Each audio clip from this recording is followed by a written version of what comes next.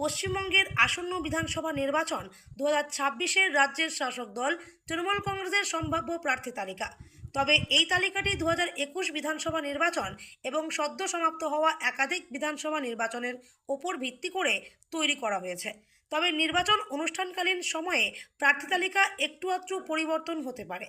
ভিডিওটি শুরু করার পূর্বে আপনাদের কাছে ছোট্ট একটা অনুরোধ করব, আপনি যদি আমাদের এই চ্যানেলে নতুন হয়ে থাকেন কিংবা চ্যানেলটিকে এখনও পর্যন্ত সাবস্ক্রাইব না করে থাকেন, তাহলে যে কোনো ধরনের ছোট থেকে বড় রাজনৈতিক সব খবর সবার আগে জানতে আমাদের চ্যানেলটিকে সাবস্ক্রাইব করে নিন।